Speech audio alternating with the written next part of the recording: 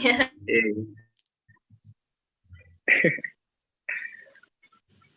Okay, I guess we're rolling now.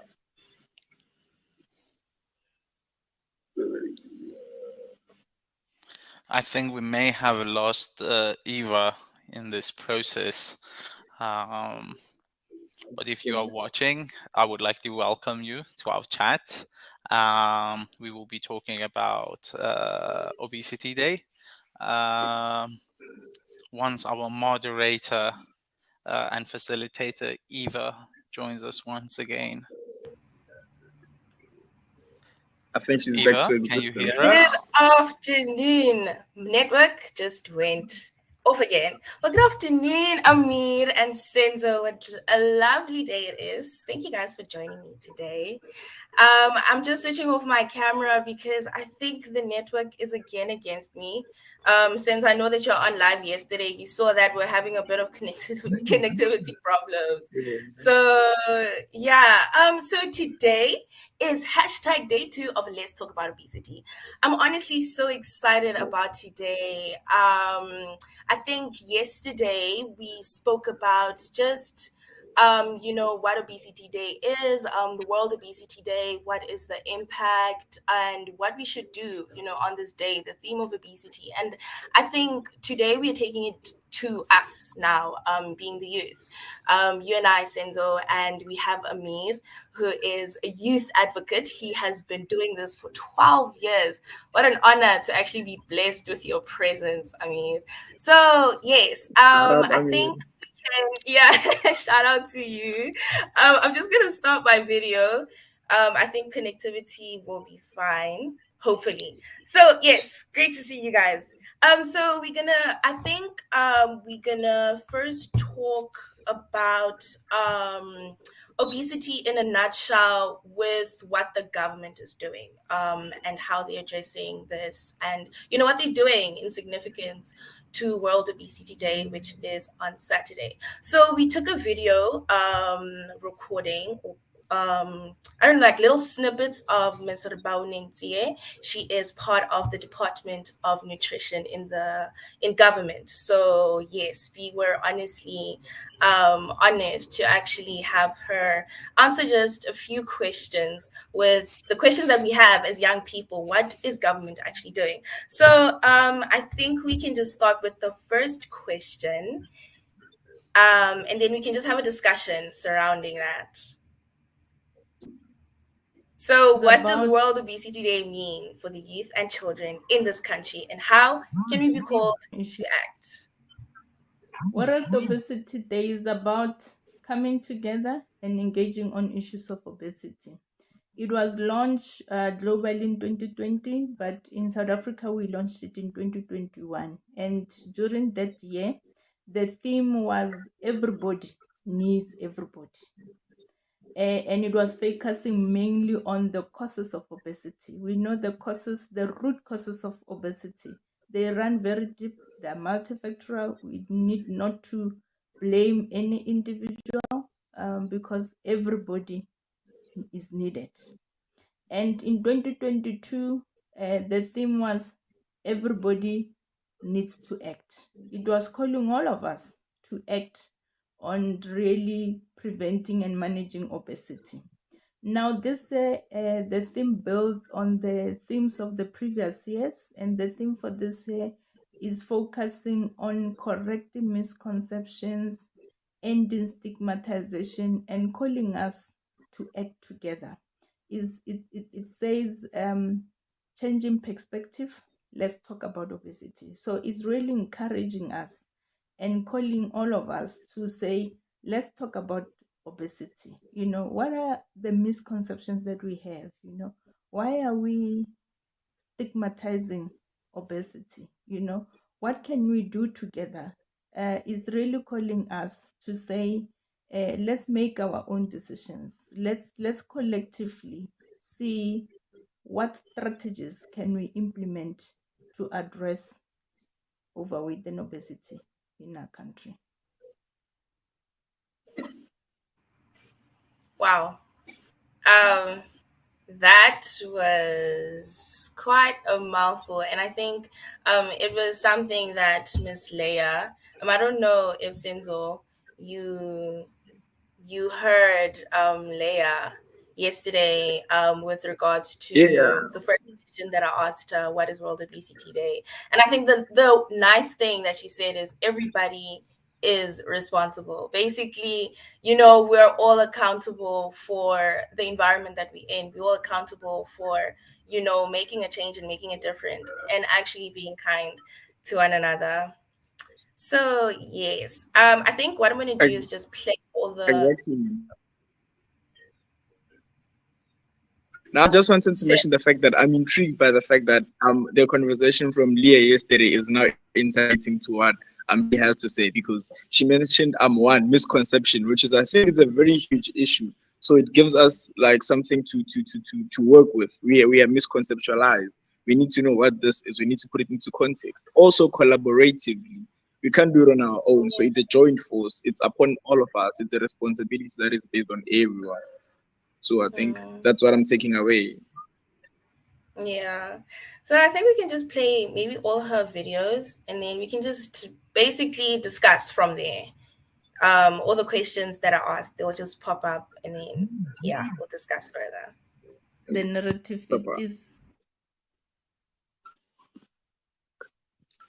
I do agree with the narrative. It is indeed correct. Hence, as a country, we have developed a multi-governmental, multi-sectoral National Food and Nutrition Security Plan that addresses issues related to access to nutritious foods. We are looking at all the socio-economic factors that are related to inadequate access to nutritious food. We really need to start at the core factors that contribute to these issues. Some of them include poor road infrastructure. They include lack or inadequate sanitation and water.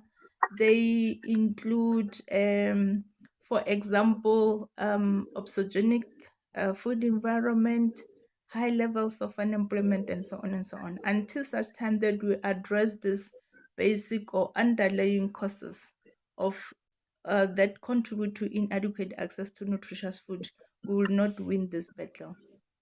Thank you. I mean, I have to ask you, what do you think about that?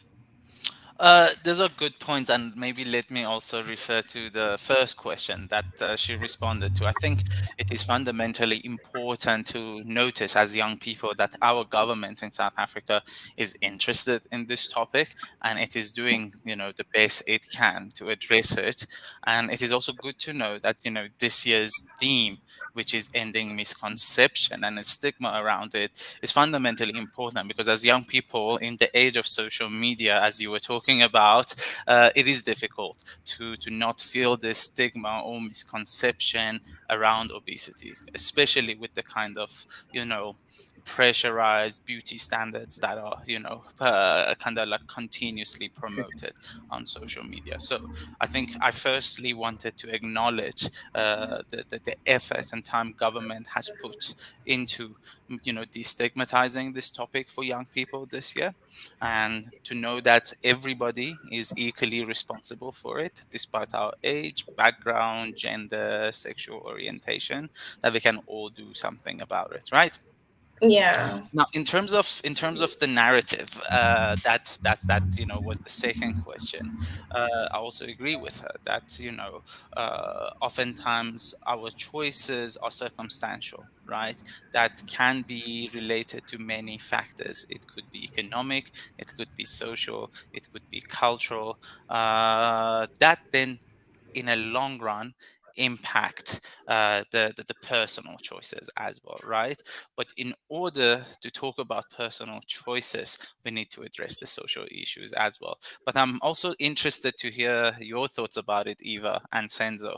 uh, Yeah, I think as we were discussing uh earlier that on social media, it's something that I think in order for us to actually mobilize this and to actually now, make it affect us as young people, or not even make it affect us, but make it bring an impact to the situation and us impacting it and the circumstance, etc. I think it's a matter of us first being acknowledged with what obesity is, and actually the narrative around obesity, and just knowing what it is. What is obesity? Why are young people not talking about it? Like, why are we so consumed with other things? And even when now we're talking about obesity, it's something that is shied away from, on social media. It's like, yeah, people just don't want to talk about it because it's a rather sensitive topic. So I think for me, it's now just putting this on social media as young people.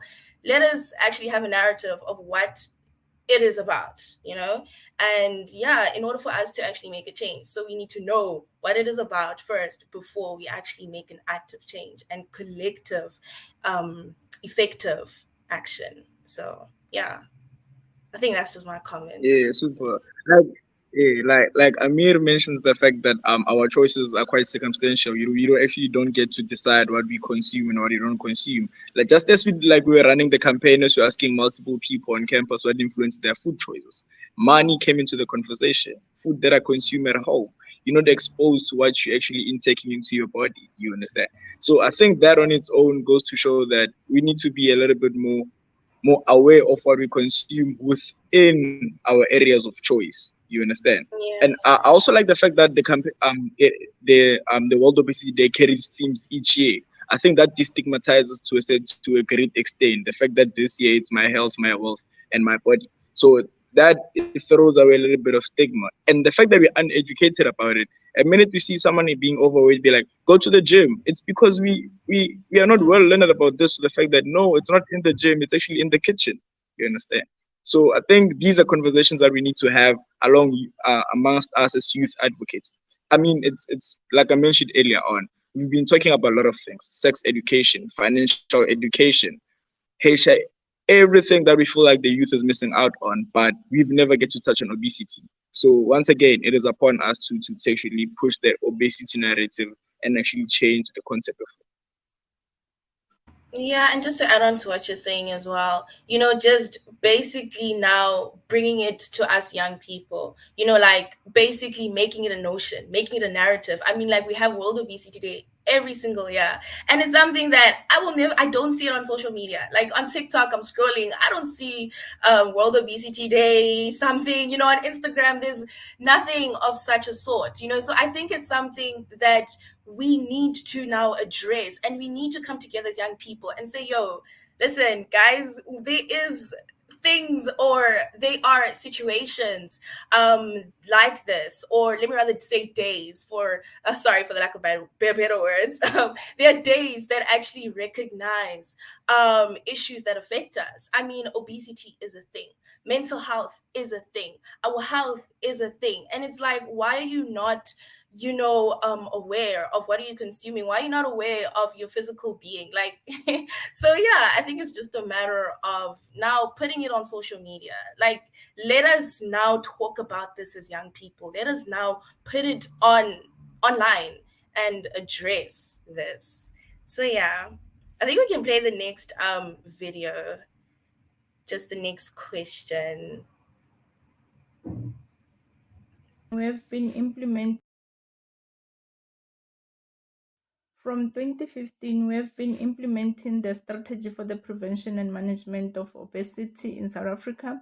The strategy ended in 2020, and in 2021, we started with the review process, and the review pointed to some successes, such as the implementation of the health promotion levy on sugar sweetened beverages, which is commonly known as the sugar tax, and the health and nutrition campaigns that were run. However, the review also pointed to some shortcomings, and will address those shortcomings through the updated strategy, which is currently being finalized. The updated strategy will focus on 6 areas. The first one being creating food environment, healthy food environment, particularly in schools and workplaces. The second one is focusing on improving opportunities for physical activity. We would like a lot of people to be involved in physical activity wherever they are. And the third one, we're looking at education and communication. We want to have campaigns that are proactive and evidence-based. We really want to empower communities or population, the whole population, in terms of knowledge and skills and the ability to really make healthy food choices and make their own healthy foods, prepare their own healthy foods. So we will be focusing on campaigns throughout the 5-year period. And we are also looking at strengthening the healthcare system, which is our fourth focus area. And that is mainly ensuring that our health system is equipped and capacitated to address and manage obesity, starting from primary healthcare to secondary level up to tertiary level.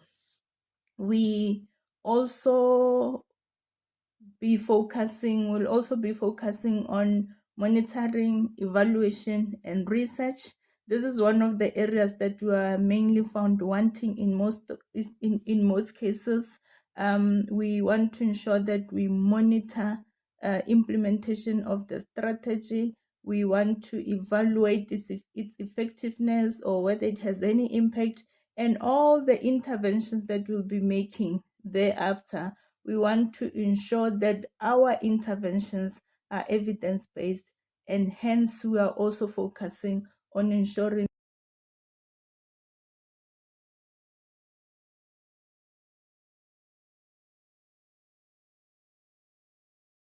I think we may have lost her, but but she did mention quite a few points that I want to touch on.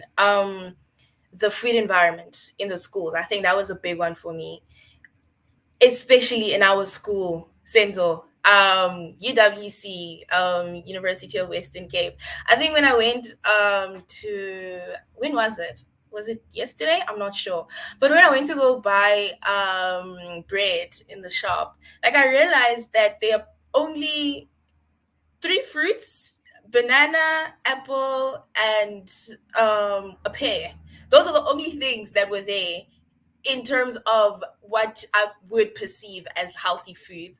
And then everything else was snacks, pies, you name it, all the things that we like buying as students and things that are like, more affordable for us. But like, I think, it's something that, we don't take a conscious note of. And yesterday or the day before, I took a conscious note of what is actually in our school, what do you call these, cafeterias. And I was like, wow, like why it's like a big thing of which we're not really taking a conscious note of, like the food environment. Those are the influences that impact the things that we eat, the things that we consume, what's actually available. So yeah, I don't know if Senzo, you probably want to say something with regards to that. Yeah, like like I was about to talk to make comment on the same thing you're mentioning, the fact that there's quite less good food, if I may say that, in our own spaces. So we actually exposed to foods which are actually harmful to an extent for us. And I think that is basically business reciprocated, they look at the demand, what's being bought the most. Okay, what's the need for me to buy fruits and bananas if they're going to rot in stock? You understand? So I think that is reciprocated from what we actually buy from the initial point. I like the fact that she mentioned organizational structures is as to like achieving this goal of being well learned about World Obesity Day, because she spoke of the environment. She spoke of the nutritional whatever's in schools. So I think that's having organizations being pursuit of that is more impactful than you as an individual being pursuit of that. For instance, UNICEF South Africa, I feel like this is going to bring about the greatest of change in our institution for the rest of the year and going forward, because it's now under a UNICEF UWC chapter instead of you as Eva going to be like, yes, I'm advocating for nutritional health. I'm advocating for more physical activity. But if all the other structures of organizations were to actually use a conversation, like I mentioned, for instance, we have the Gentlemen's Project. If they're to take this up in their conversations, we have the Leaders in Demand, which is a female organization. If they were to take this up in their conversations, it will actually have more impact. So the fact, I think it's quite a great point to mention the fact that this has to be an organizational thing. Goes back to us being collective. Yeah, no, definitely. You actually mentioned a good point there of collaborating with these organizations, leaders in demand, genders. I mean, the what is the gentleman's program? Yeah, like it's something that I think we should campaign for this. Even when she said we should like be campaigning for these things for people to actually know that it's a thing. It's something that is around us. It's something that we should address. It's something that we should infiltrate as young people and actually make a difference. Because I mean, when I started doing this campaign, I started getting deeper into the research with regards to non-communicable diseases, and I realized that it's the small things that actually have a long-term consequences to our health. And it's like we won't really take a conscious Super, note right now. super. We will be like eating these things, but you're not really taking a conscious note that wait, this is actually going to affect me when I'm older. But now when you reach the age of 30 or 40, that's when you realize that, oh no, I mean, there's something wrong with me. Like I should have ate healthier, or I should have, It's back in took the day. better measures. Yeah. So it's just one of those situations where, yeah, I really love how we're now just talking to young people, addressing these things as young people, that listen, you guys need to take a conscious note of what you're eating. You need to take a conscious note of what you consume, what is around you. Like, are you being physically active? If not, why are you not being physically active? I mean, like, do you take walks? Do you meditate? Do you do all these things to maintain good mental health, good physical health? And even in our schools, when I talk about when I mentioned the point of physical activity, I mean, the only physical activity that will come to mind is the gym for me. When young people think about physical activity, they think, okay, the gym, that's the only way we can be physically active. And the gym is also expensive. So it will be, as a student, I don't want to waste like what? I don't know how much it is, but it's like probably like 350, right? At the gym. And I don't want to waste so much money going to the gym, whereas I don't know, I can do so many things with my money. So it's just like situations like this, whereas we need to take a conscious note of, okay, what is really around us, what is accessible. So yeah, I think that was an I eye think opener. on a fair cooperation, imagine now as UNICEF UWC, we had a soccer team and a netball team. That is basically two birds with one stone. We really putting physical activity while we pursuing some other things aside. You understand? So I think we just have to change the thinking process behind it. You understand? Yeah. No, don't go join the gym. Come to UNICEF South Africa and do the physical activity within ourselves. So I think it's a thinking process thing. Yeah, no, it really is. And actually just thinking and wanting to do something about it. I mean, so sorry, you're there in the corner and you're just like, okay, you go. He's not So there. sorry. He's not there. Yeah. I think you I like the idea of definitely. UNICEF soccer team to the captain already. No, I mean that's a brilliant idea that maybe you guys as youth advocates can definitely pursue in your university. But to kind of refer back to what was being discussed earlier on, especially with the representative from Department of Health saying what is it that government is doing to make this better and easier for us as young people. And if you remember, she touched on 6 points that government is doing. Of course, one was creating the food environment, the right food environments for young people to engage with.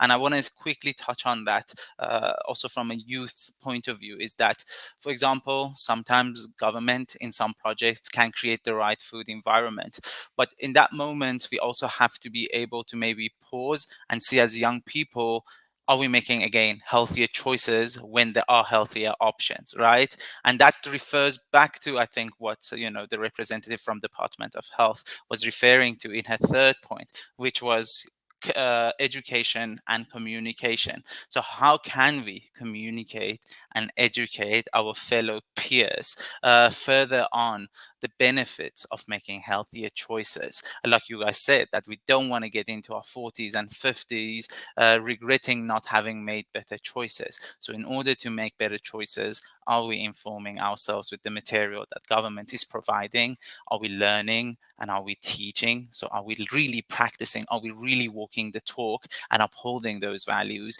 and spreading them, to our fellow peers, which is really important. And like you guys said, with the idea around physical activity and the soccer team, is that how active are we? Do we really need the gym to be physically active? How many of us can go for a walk, for a run? How many of us can just do, push-ups, press-ups? These things are free. These things are accessible. And we don't necessarily need anything further other than being informed and educated, but also having the willingness and drive to do this. So it's a whole cycle that involves, like again the representative from Department of Health said, all of us, that even if the government makes all the right decision for us, are we making the right choices to utilize what is at our disposal to use? And that is the kind of mutually beneficial relationship that we need to have with ourselves and with government as well, that when they are doing measurement and evaluation of all the initiatives that they are doing to provide better healthcare for us, are we giving them the right feedback? Are we even giving them feedback in terms of whether the initiatives were successful or not, right? And these are the things that I want us to be mindful of, and the things that we can help our peers understand in terms of engaging on issues of health and obesity in general. Back to you, Eva. Oh, thank you, Amir. I think the one thing that you mentioned, the question of food, being educated, how are young people being educated? Are you being educated? I think I also want to ask a question. Maybe if you're watching, if you're listening, please just pop a comment. How do you think young people can be educated with this? I mean, now I'm a student. Basically I have my own module, my own course degree. Obviously I wouldn't want to have more knowledge or not be educated in that way of sitting down, I'm reading the book, okay, this 1 2 3 I don't know if I'm making sense, but yes, how can we be educated in a rather convenient manner? Yes, that's what I wanted to get to. How can you be educated in a rather convenient manner? Because I think as young people, we like convenience, and it's like one of those situations where, as even the food that we eat, what is convenient to us?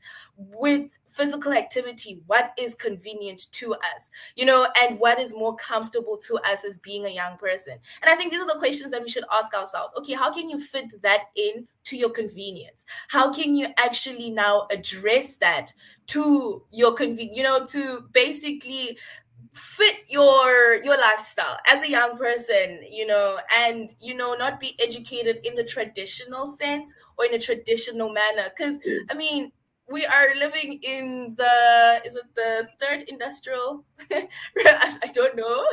I did history a long time ago. The fourth industrial. Yes. So yes, it's just in that situation. Yeah. So things are moving, and it's like, how are we now going to educate you?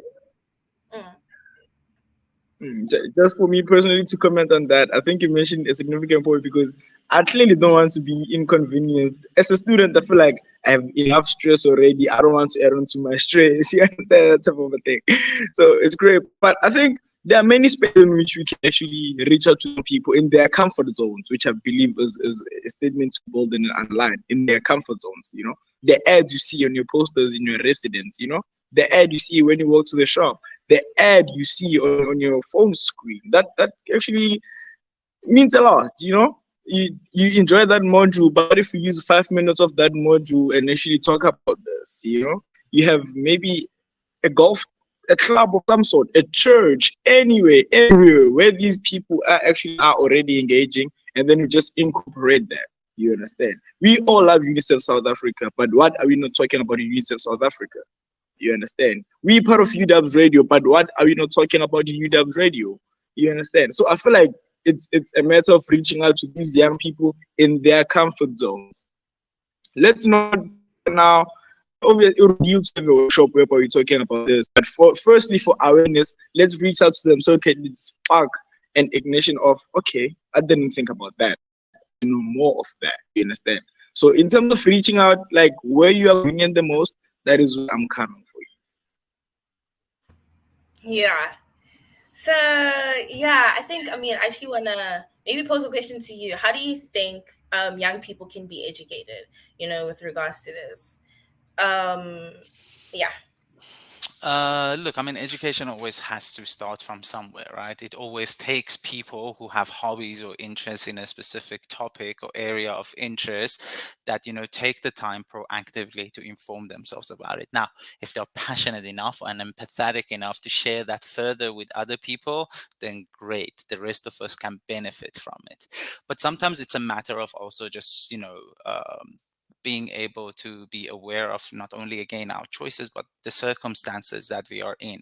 And if we really and truly want to be young people who are agents of change, then we would want to do something about bettering our communities, like again the representative from the Department of Health said. So if as young people, for example, we know we live in a community or we live in a university where healthy food environment or food supply chain is not provided, how can we have a conversation with the food service providers on campus, or how can we have a conversation with university management to cater those healthier options for us, and that's how it works. We've got to be able to network, we've got to be able to complement ourselves in terms of our skill sets, what we learn, what we share, what we teach, and to know that our intention is always sincerely help ourselves and help our community. And that's what the real, I think, purpose behind every form of advocacy is: to do something in order to make it better, or to do something to solve a problem. Yeah, definitely. Well, Senzo, I'm gonna pose it to you now. Okay. How do you think? Okay, you have knowledge about World Obesity Day. Of course, we were working with this initiative together, taking testimonial videos, etc., and listening to young people. How do you think? When we were basically taking these videos and listening to what they had to say, how do you think we as young people can be educated with this? Like, how do you think you would prefer to be educated about this? Like, what would make you want to actually learn and actually take a conscious note of this campaign? Yeah, I think before I actually tell into the answer to that, I think what I realize the most is that we do, as young people, we don't care. You understand? Not in a bad sense, but as you like ask someone, they just speak so lightly about it. It's not something you can tell. It's not something they even think about. As long as I get my tummy full, you understand. So I think the best way to actually educate this is to stretch the importance of it. You understand? Show the effects of it. Obviously, excuse me. Obviously, like we said, we have like limited circumstances or short choices. But how do you work within that? You understand? Once again, the conversation being incorporated into my daily life, I think would be the best way in which I would actually learn about it. Because it might spark something in me. It might not spark someone in the next person. You understand? So I think it being part of our daily lives, once again, for our lectures, they give us study tips. They tell us do this, don't do that. Day before exam, do this, don't do that. But they don't tell you eat this, don't eat that. So I think that could be also a good starting point as to like, okay, be mindful of this. It's quite impactful to studies, you understand? Do more research on that. Once again, my point being, it incorporated in our daily lives is one way in which we're going to be intrigued to learn more about it and actually pay attention to it to a greater extent.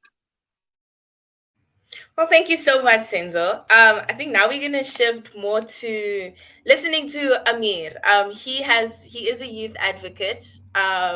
He has been in this journey, and we are just following his footsteps.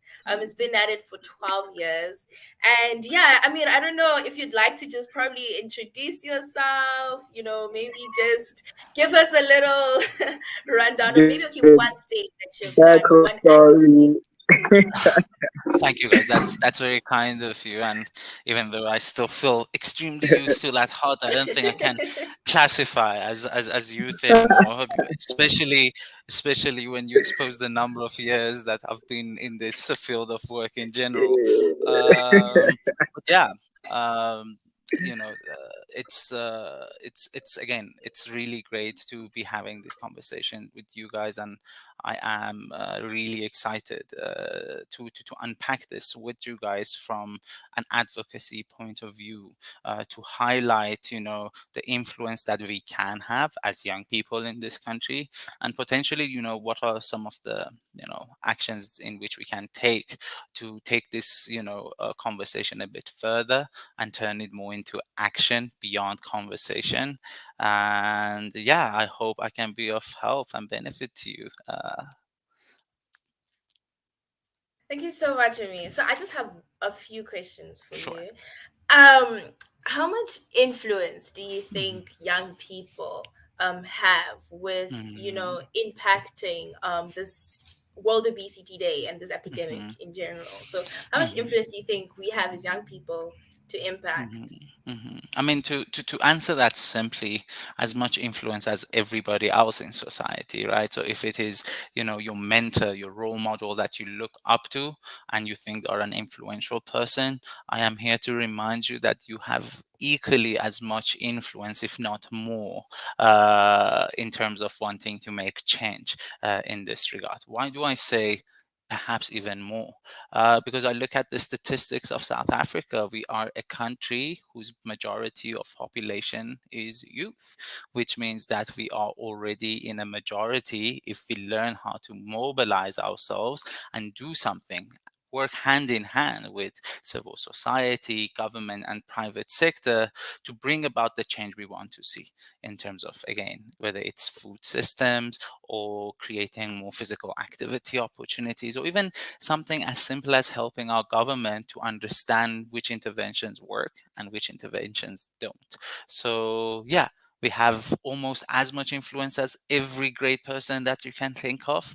And in the case of South Africa, maybe even more because we are in the majority.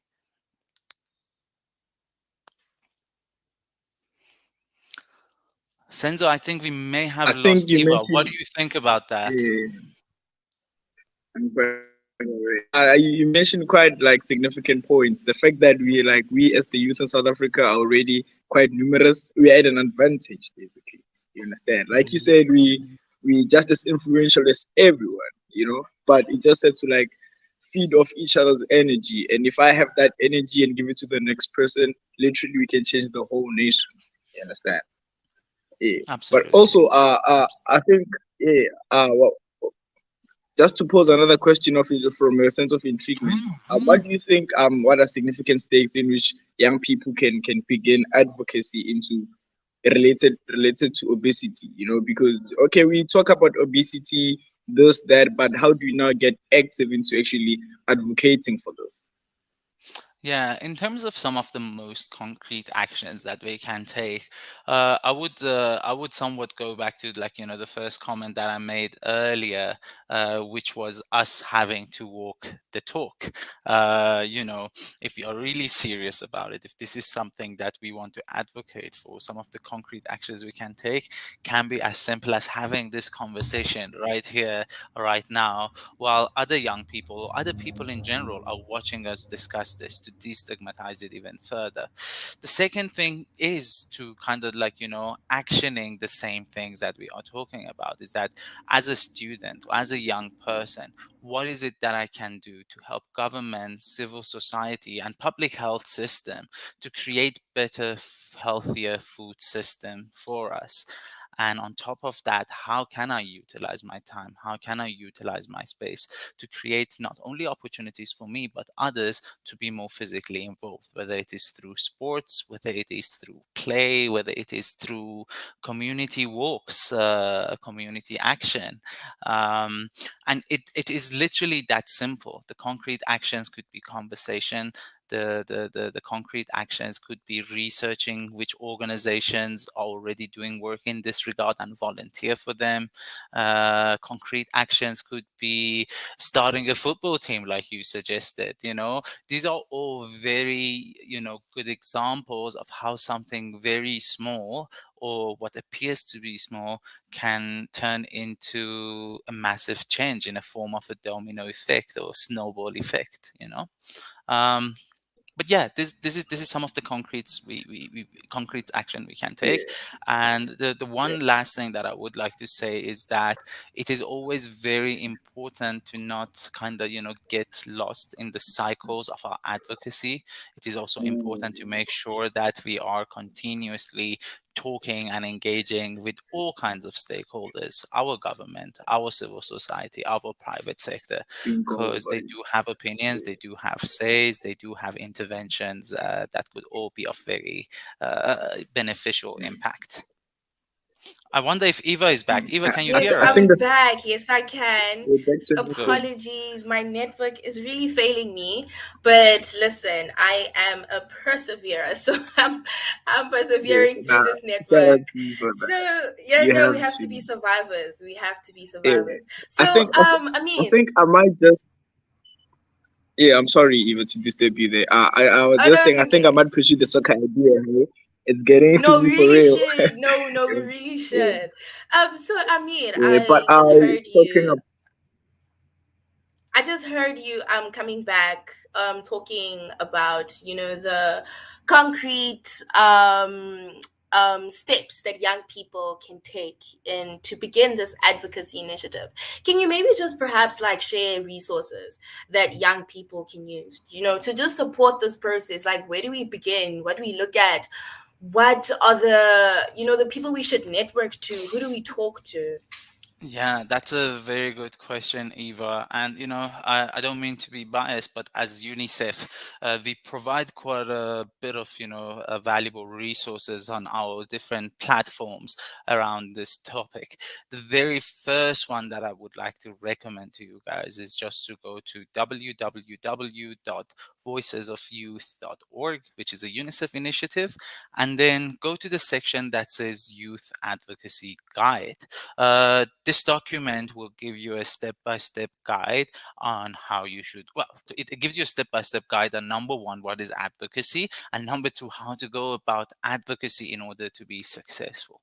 It is a document that will help you to become a better advocate, or even if you don't know anything about advocacy, it will give you such a good and insightful introduction into advocacy that you would be a lot more comfortable and confident in what you want to do in terms of your advocacy. But if you are a bit more serious in terms of the kind of resources that you want to tap into, I always say, just use the simple online search engines and research the topics that you are interested in. Look onto, World Health Organization's website for new statistics and new, health issues that are of concern to us. Go onto UNICEF's websites and familiarize yourself. What is it that we are doing, and what is it that we are trying to convey to the government, to civil society, to private sector in terms of health and nutrition? See how you can use that resource and that information to do something about it, right? So I would say any organization, any business, any government, ministry or agency that does work in this regard, check their websites on regular basis and familiarize yourself with those kinds of resources. But the one that I can recommend in this specific session is the Youth Advocacy Guide on Voices of Youth, which I saw the link earlier. Thank you so much, Amir. So you say this guide basically gives you everything. You just all the steps, how to, be empowered and just begin your journey. So this is the way to go. I think this is a very good first step, and I think Yeah. you will only be able to perfect it the more you practice it. Also, be kind to yourself. Don't get frustrated if things don't work out the first few times. I always, in my advocacy workshops, start with saying advocacy is messy. Sometimes it starts with networking, sometimes it starts with research, sometimes it starts with your personal story, in terms of something happened to me or something happened to someone that I love, and it impacted their life in such a way that I want to do something about it, right? So it doesn't really matter where you start, but that specific document that I shared with you earlier will be the greatest first step, I would say, towards your advocacy journey. Okay, I just have one question. I think this is maybe just for someone out there. Maybe there's a young person who's listening to this and he or she is probably like, whoa, I actually want to start something. I actually want to advocate for this. This is Mm, interesting. I mean, I want to take initiative. Um, let's say you are in this person's position and mm, they have the only thing that they have right now is the youth advocacy guide, and they don't really know people, they don't really know anybody who is, who can be networked to, who has mhm. maybe greater authority to actually make a difference. um what advice would you give that person? What advice would you give that child, that or rather, let's say the youth individual? What advice would you give him or her to, not be discouraged in this position if they want to, take this initiative forward?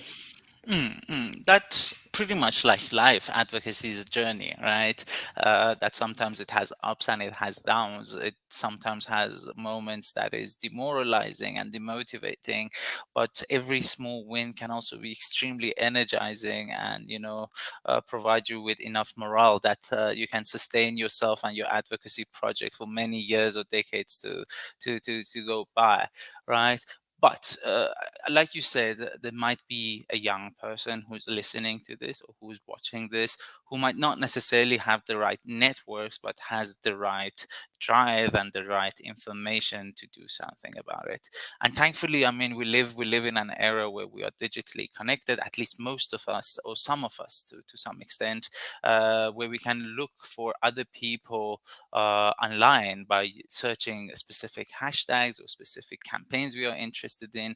Or sometimes it could be as simple as, again, reaching out to an organization that, hey, I'm a young person in this community. I don't have anyone who's interested in this topic as much as I am in my community. But I know as UNICEF, you can put me in touch with more young people or more advocates or more activists that can help me manifest or materialize my ideas into reality in terms of the change I want to see in my community. So I think the best advice I can say is that don't be shy to write to organizations, to individuals in government, to business people. It could even be your local grocer, to do something about what you want to do. Something as simple as, speaking to the owner of the spaza shop in your local community can provide you with more healthier food choices, because at the end of the day, that business person also wants to make profit one way or Mhm. another. And in order to do that, they might cater for what it is that you expect from them as a service provider, right? And it could be as easy as that conversation. So put yourself out there. Don't be shy. Nobody's out there to get you, Mm. especially when your purpose is to help yourself and Yeah. uplift yourself and help your Yeah. community and uplift your community.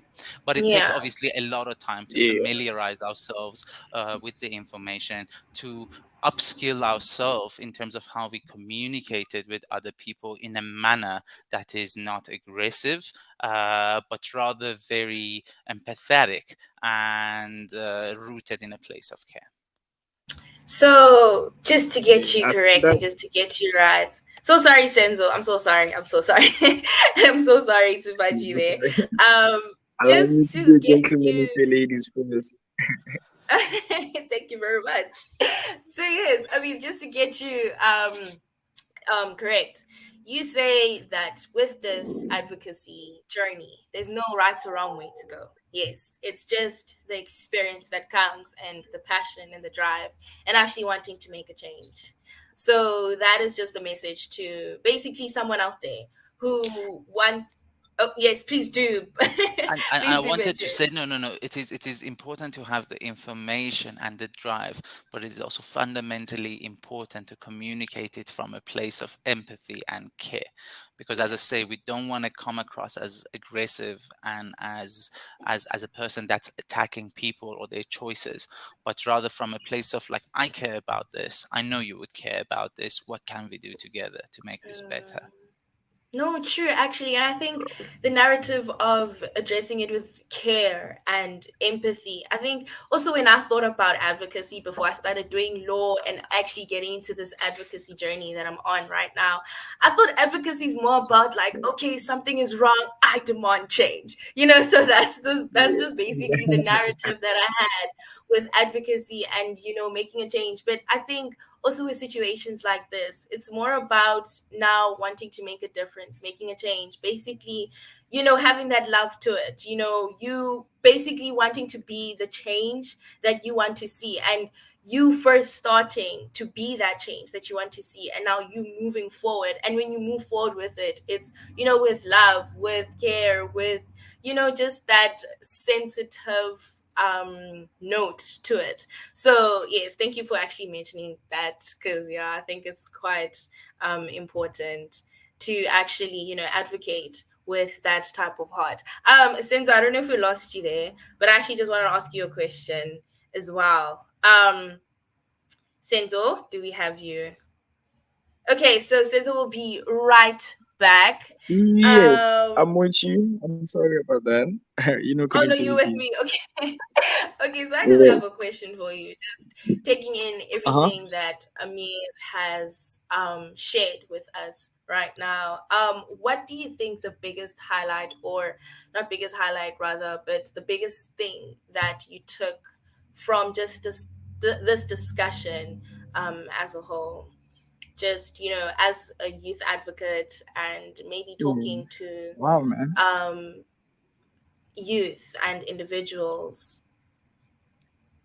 Oh, who where, are like, where do I young. even start? Like, Yes. I've consumed quite a lot, but I think more than anything, the fact that um we are the ones who are responsible as the youth, who are in majority and advantage.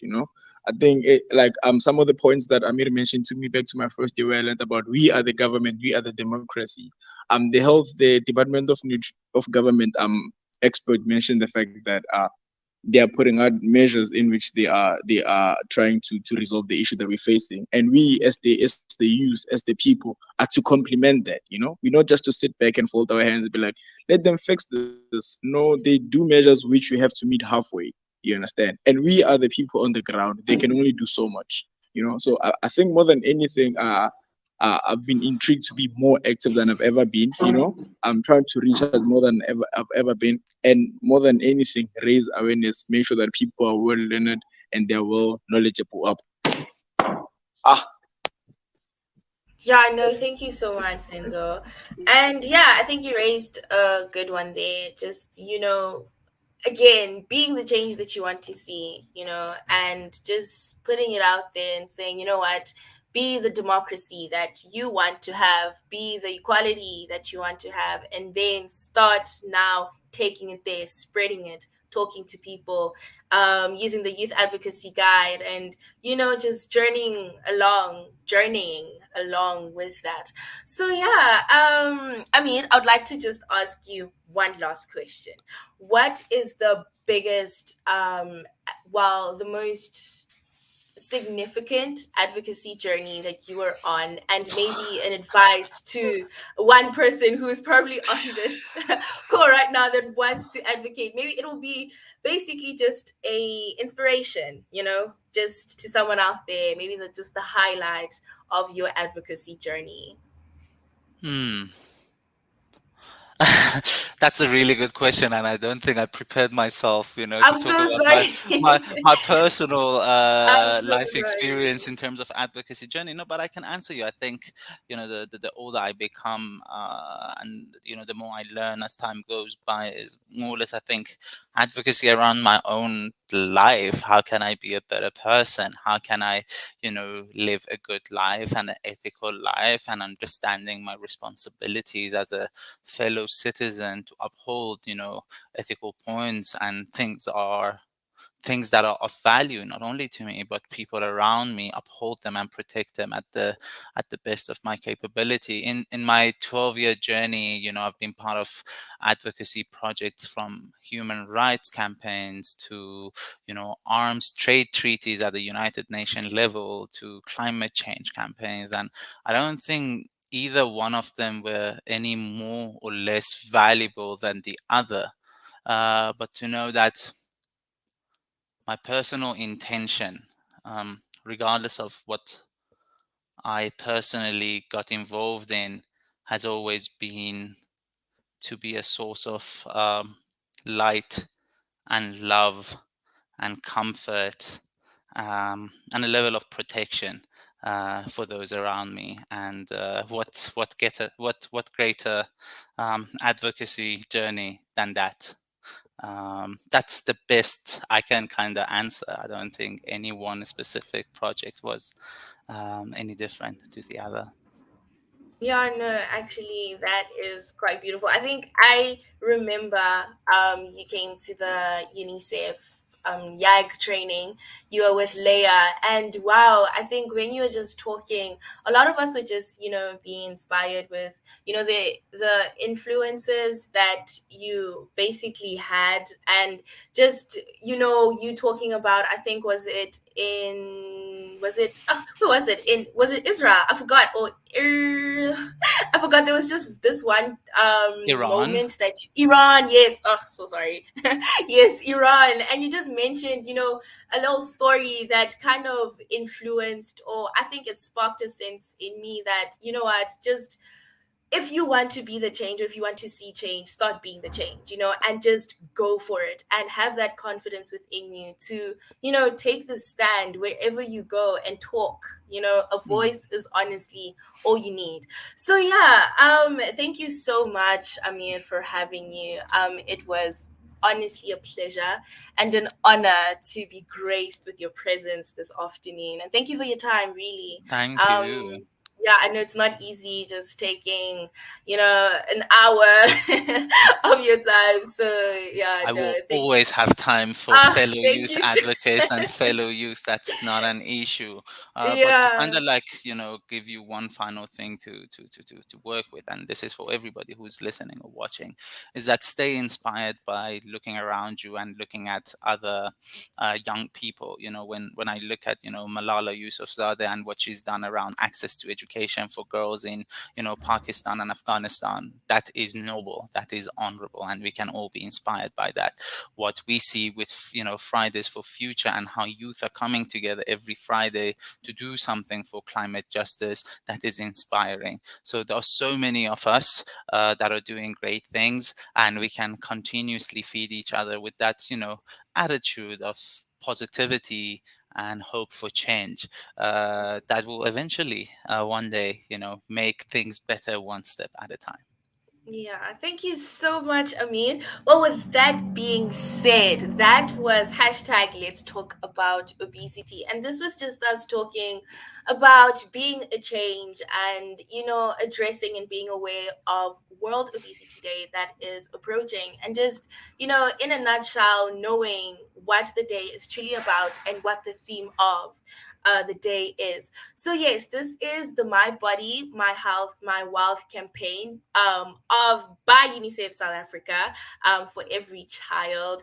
Please do go visit the website at www.unicef.org /South Africa My Body, My Health, My Wealth campaign to learn more about the campaign. So yes, thank you so much, Amir, once again. I think we lost Senzo. Unfortunately, network is honestly a problem, especially in this this day and age, and just load shedding also happening.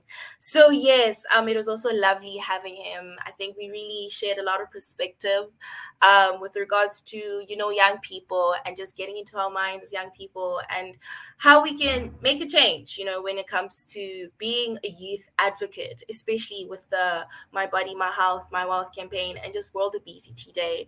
So yes, thank you so much everyone for tuning in. Thank you for your comments and thank you for your lovely engagement yesterday and today. It was honestly lovely. See you again and thank you once again. Bye. Bye, Amir.